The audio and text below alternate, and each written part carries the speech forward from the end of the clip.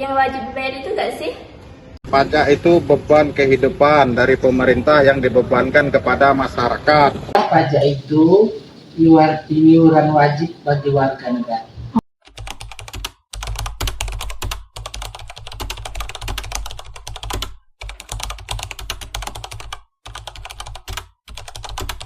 Pajak kemerdekaan mungkin? Pajak itu sudah ada dari semenjak zaman kerajaan. Kalau dahulu namanya upeti. Itu kurang tahu, tapi yang saya tahu itu sudah ada dari dulu.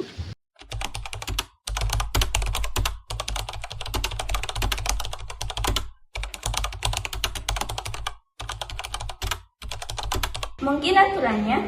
Kalau pajak zaman dahulu ditentukan oleh raja, diambil dengan ketentuan secara sepihak. Kalau sekarang ditentukan oleh pemerintah, oleh anggota DPR dan MPR dengan ketetapan ambang maksimum. Dulu bisa pakai barang, sekarang itu pakai uang.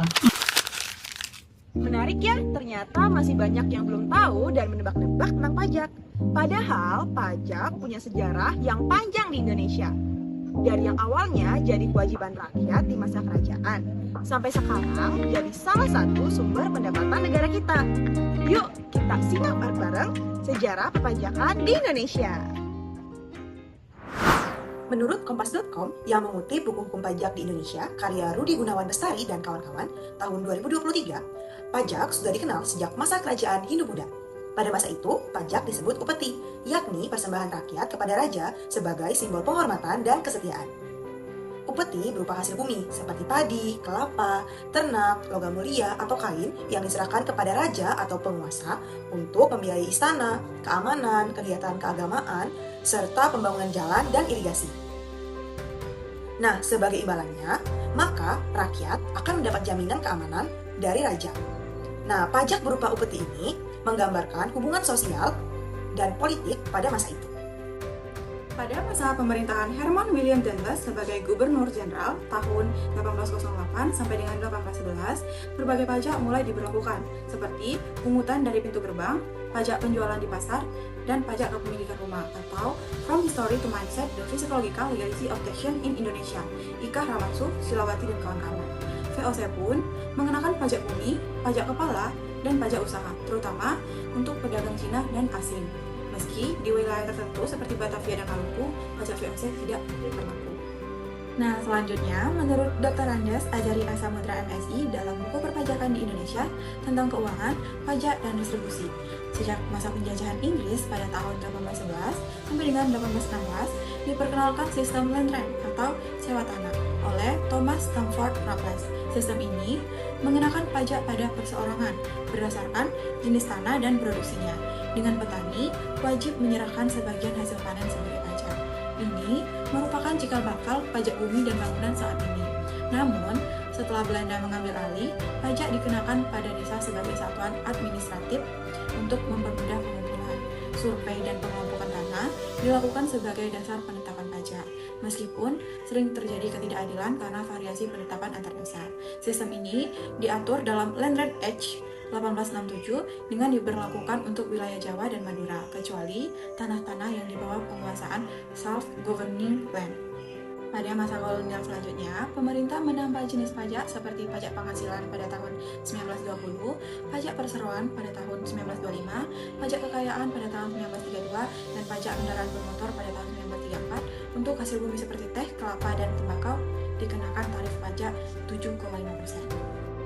Pada tahun 1941, sistem land rent diubah melalui resolusi Tauhid menjadi pajak peralihan saat Jepang menduduki Indonesia. Pajak tanah diubah menjadi pajak bumi yang fokus pada hasil dari tanah tersebut. Meski diarahkan untuk progresif dan memberikan keringanan bagi petani berpenghasilan rendah, implementasinya sulit karena kendala administratif dan rendahnya tingkat nilai huruf masyarakat. Rakyat juga tetap dibebani pajak penghasilan, menambah beban yang tidak ringan. Menurut buku Pengantar Hukum Pajak Indonesia tahun 2025 oleh Herldy Klepper dan kawan-kawan menjelaskan bahwa menjelang kemerdekaan, para pendiri bangsa menyadari pentingnya pajak sebagai sumber pendanaan negara. Oleh sebab itu, istilah pajak dimasukkan dalam rancangan undang-undang dan tercantum di pasal 23 Undang-Undang Dasar 1945. tanggal 14 Juli 1945, pajak resmi masuk dalam konstitusi dan diperingati sebagai Hari Lahir Pajak. Pada tahun 1959, melalui peraturan pengganti Undang-Undang Nomor 11 tahun 1959, dikenalkan pajak hasil bumi dengan tarif lebih rendah berdasarkan nilai hasil tanaman.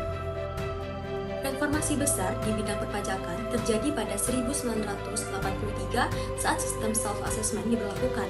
Kini, wajib pajak bertanggung jawab menghitung, membayar, dan melaporkan pajaknya sendiri.